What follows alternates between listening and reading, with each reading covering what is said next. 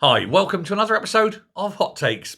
We did a story last week about the terrible news for Luton with the Vauxhall plant closing there, costing 1,100 jobs, all part of Miliband's push for net zero, having a direct effect where thousands upon thousands of people will be directly affected by these cuts and this push for jobs for net zero. But it seems that Vauxhall are not the only victim. Far from it. A lot of car companies are struggling. However, one is in a lot more trouble than the others. Just last month, Nissan announced that they were going to be cutting 9,000 jobs globally because they just didn't have the resources. They didn't have the money. They can't sell. They're not selling. And the reason they're not selling is because of the governments around the world insistence on electric and hybrid cars. After all, Nissan haven't geared up for it, unfortunately. Now, they did have the Nissan Leaf, but that has performed exceedingly badly. They do have normal cars that are selling well. The Qashqai and the Duke are selling quite well. However, their problem now is cash flow, design costs, overheads, and things like that. They're looking at maybe financing through another company coming in. Renault, the French company, are already there, but Renault have said that it's not working out for them and they are going to divest themselves of Nissan shares. This, of course, weakens the value of the company, makes it less enticing for other people coming in to try and prop them up.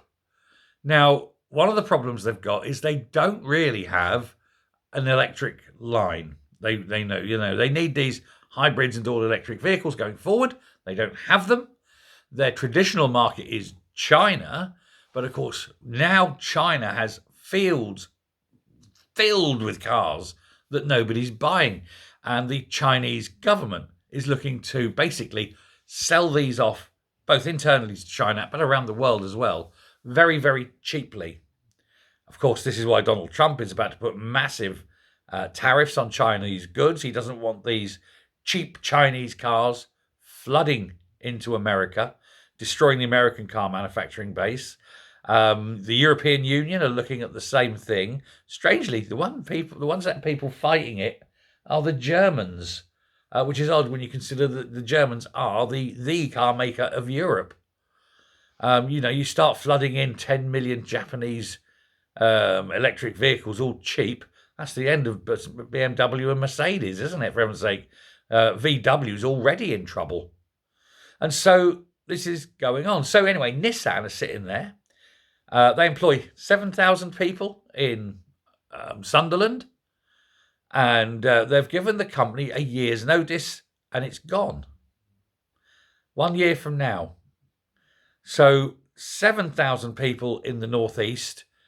That would be way, way more devastating because it isn't just the 7,000 jobs, it's the 7,000 families and it's the local economy. The money just isn't there in the local economy. It's going to become an economic nightmare. It's apocalyptic. It will be horrendous, absolutely horrendous. So they're looking, as I say, to dispose of all that. Another thing they've said, of course, is that if they are going to close plants, they're going to look at the ones that cost the most, that aren't as profitable.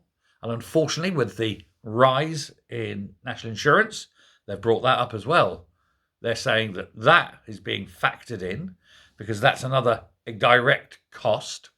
And they're also looking at the fact that they can't sell Dukes and Qashqais, the cars that they do actually sell quite well and that are quite profitable, but they're not allowed to sell them now because they don't have electric vehicles to offset those internal combustion cars. And so it comes to a point very soon, they say, that every car they sell, they'll have to pay £15,000 per car to the government. So, well, that's the end of it. So, the first factory, when they do go, the first factory they're looking to close is Sunderland. So, well done, Rachel Reeves, for adding all that money onto the national insurance. And well done, Miliband, for basically screwing the British car industry with your stupid rules on trying to reach net zero, which are unreachable because of the laws of physics. So go boil your head is a common saying, isn't it? Now, when you have ideological political pushes like this that interfere with corporations and economics, well, economics is always going to win. And the economics is it's just not economically viable for Nissan to build cars in Britain. And so they won't. And when all these people lose their jobs and Sunderland and the whole of the Northeast really falls into abject poverty, you know which way to point the finger at.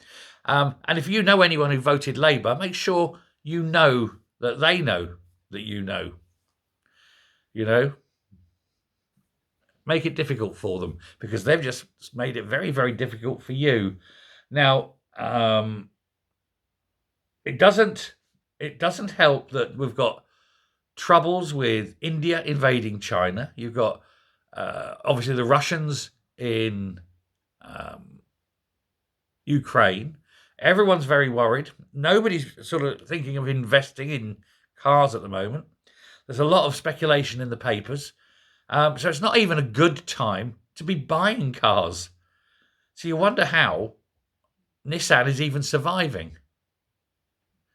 It does do quite well in its home market of Japan, but that really is a market dominated by the big two Japanese car makers.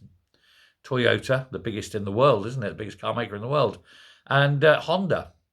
Nissan is a very much third place, and it's a long way behind third place. So it's just not there. It's just going to go.